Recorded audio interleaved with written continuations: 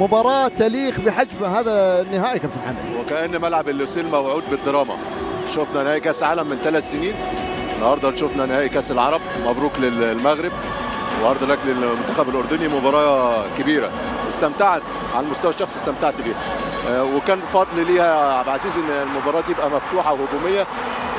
جول اسامه طنان اللي في البدايه اجمل اهداف المباراه، جول حلو قوي فتح اللعب. وبعد كده شفنا التغييرات، شفنا الاردن يرجع وبدايه الشوط الثاني، وبعد كده يجيب 2-1 2-2 حمد الله والخبره 3-2. فمباراه تليق بنهائي كاس العرب. مبروك للعرب، كاس عالم عربي مصغر، كره حلوه، عندنا كل الامكانيات، عندنا مدربين على اعلى مستوى، عندنا لعيبه على اعلى مستوى. شفنا كره حلوه، شفنا تكتيك، شفنا رومونتادات، شفنا العامل الذهني، شفنا كل حاجه في كره القدم، شفنا اهداف، شفنا 5 اهداف. فمبروك على هذا المستوى، مبروك لقطر على هذا التنظيم، مبروك لكل الجماهير اللي موجوده.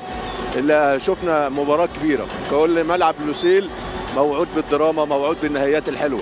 فاي حد عايز نهائي حلو يجيبه اللوسيل.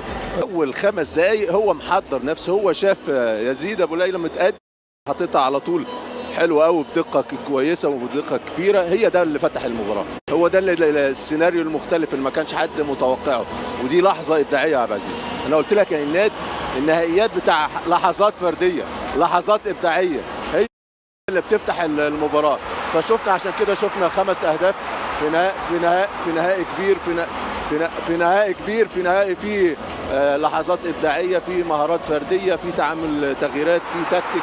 فكل الامور كانت ايجابيه النهارده. زي ما قلت شفنا كل حاجه في نهائي كبير ويليق بالفرقتين والمنتخبين اللي قدموا مستويات كبيره ولحظات كبيره. ودايما النهائيات هي تفاصيل التفاصيل، والحلول الفرديه هي دايما اللي بتعمل الفرق.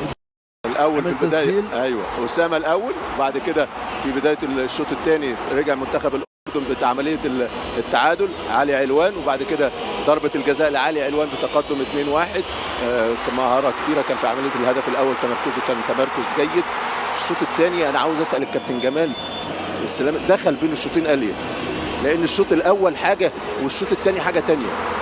كأن اللعيبه اتحررت، كأن اللعيبه شال من عليها الضغوط. عمل تغييرين ما بين الشوطين، فعمل شكل كبير من الناحيه اليمين، وخاصه افضل في وسط الملعب، ما بقاش فيه المساحات، وبقت الكروسات الموجوده الشمال واليمين هي اللي بتعمل خطوره بالنسبه للفريق. فاعتقد انها عمل شكل للفريق، شكل متغير، وقدر يسجل الهدف الثالث. زي ما قلت لك التعامل مع طارق السكتيوي كان تعامل مميز قوي. فاعتقد انه كل الامور مرتبه في دماغه والسيناريو مترتب في دماغه. فمبروك ليه، بطوله كبيره، بطوله شفنا فيها اساليب متنوعه ومختلفه. فاعتقد ان احنا شفنا في كل نهائي، شفنا فيه كل حاجه. حتى عمليه الفوز بافضل حارس القفاز الذهبي، شاهدنا المهدي بن عابد الحذاء الذهبي كان لعلي علوان. نشاهد بان الافضل هو من اخذ هذه الجوائز على المستوى الفردي.